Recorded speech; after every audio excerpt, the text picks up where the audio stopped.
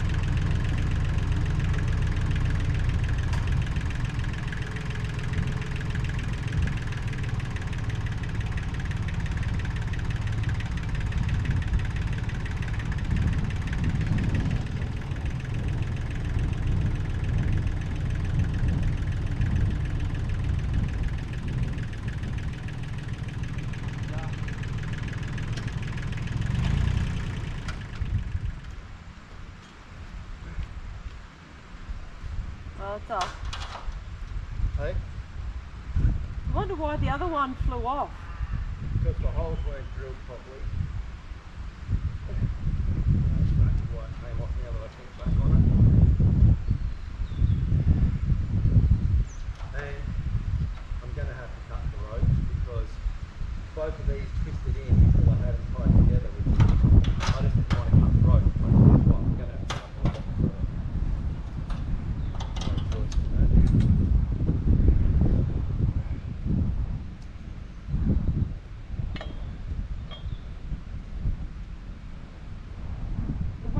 Once it's completely loosened off to whether you're going to have to or not. Oh, I will. The next time I do it, I will have to cut the rope in half. I can't use one Oh, solid rope. okay. Or buy a second rope, one of the two. Well, we can always do that. Yeah. It's not like they're not going to come in handy. Yeah, exactly. I know you don't want to. We don't want to spend money unnecessarily, but. Yeah.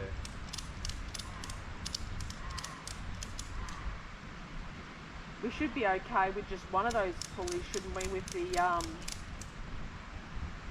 smaller log? I still need two. Because you're lifting up the left.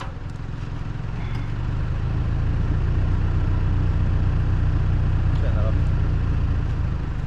Don't you want me to wheel it in? In a minute.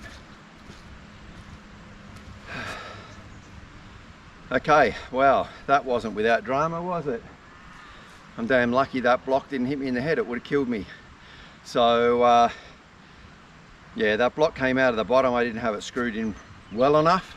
I'll learn that for next time. I think next time I need to have two separate ropes as well, rather than the one rope looped all the way through. That was an issue.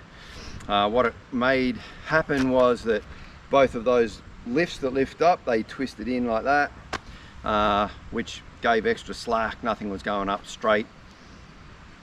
Kay suggested the tractor. That was a great idea because I was able to lift that end, push it in and come back and sort out the other end. So it's pretty much, it's up there now. We just need to get it bolted in, get rid of all the straps and whatnot, and that's up there.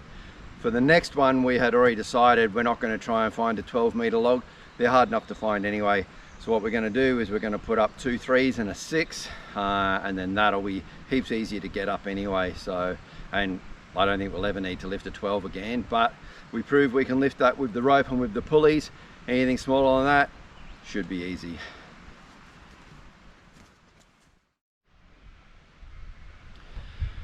Okay, well, the beam is up. It's all bolted into place. A few tense moments there. I'm lucky when that bracket gave way that I actually had the ratchet straps around the log, trying to pull it back across over on top, because that's what stopped that whole log dropping on that end. So in a way that was quite lucky. Anyway, little dummy spit. Yes, I know I could have cut it out, but I'm going to leave it in there because, yeah, every now and then things get that way, and yeah, I'll crack the shits every now and then. So let's go and have a quick look around. So there we go. It's sitting on there nicely. There's a bolt through there. There's a bolt that drops like straight down like that. This one, I need to pad that out a bit more. I've just got some wedges and stuff under that. I need to straighten that up a little bit. And when I do, that will actually, it'll pull this whole end across, because that post there is leaning a little. So once I straighten this up, it'll pull that up straight and that'll all be good. This end, however, this end's looking beautiful. Look at that. What a join. I'm pretty happy with that one. So that's sitting on there nicely again. Big bolt right down through the guts of it and down to the end here. Now I'll actually get some proper metal plates to go on here. At the moment you can see you've just got the screws and the wire because this post was a bit shorter, but I will get some big metal plates that'll bolt right there and that'll hold that on. There's already a bolt that drops through from the top straight down. You saw me drilling those holes in last week's episode. So it's up. Really, really glad to see that up. It's been a long time coming. As I said, when we do this one, I will put a 3 meter between there. That's only 2 meters, but there'll be a little bit of overhang out the end, same as we've got on this. So there'll be a 3 meter. Then between that post and this post, there'll be a 6 meter. And then I'll put another 3 meter from that post there with a little bit of overhang as well. So that'll be raised in 3 sections. It'll be a whole lot easier.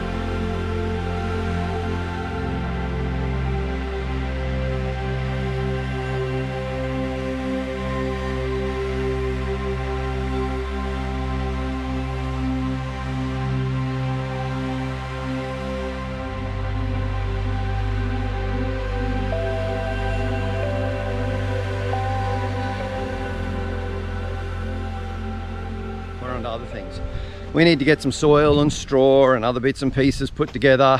We want to take another one of those veggie garden raised beds and get all that loaded up onto the trailer so we can take it back down home and start setting up our veggie patches down there. We'll have 2 down there for things like salad, stuffed tomatoes, whatnot.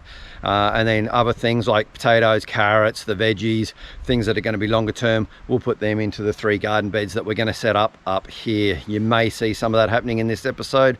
Not sure how we're going for time, but we'll see. For now though, we're going to go and start loading up the trailer with all the stuff we need to take back home for the veggie patches down there.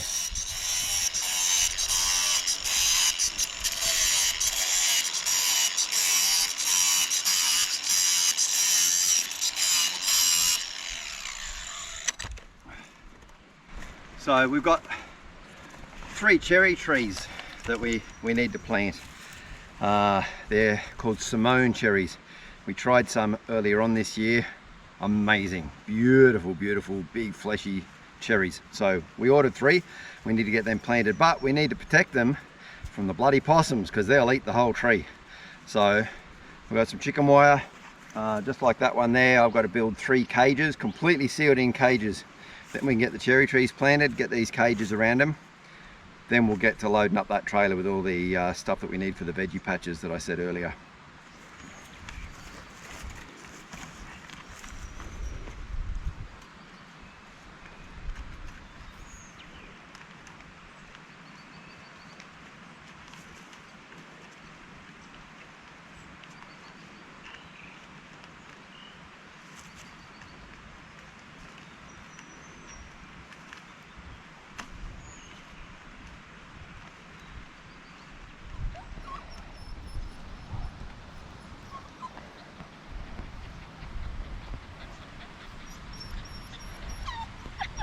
These trees should grow really well in this soil. It's beautiful red soil, nice and well draining.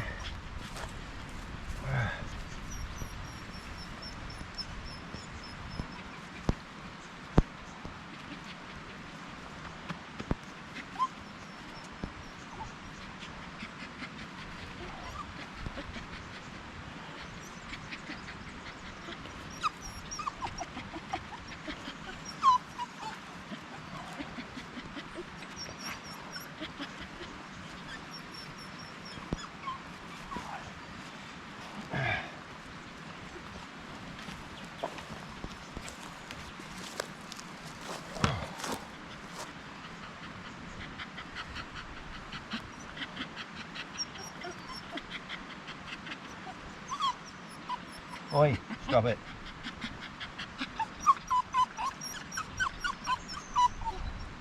Hamish, stop being a sukilala.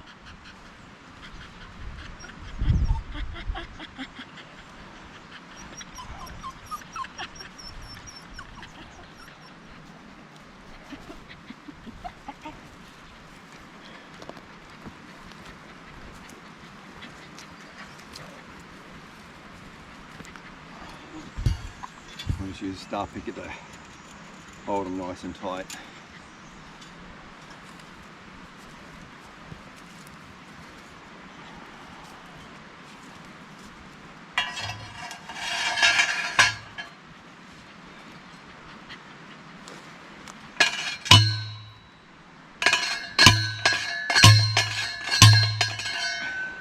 Doesn't have to go in too far.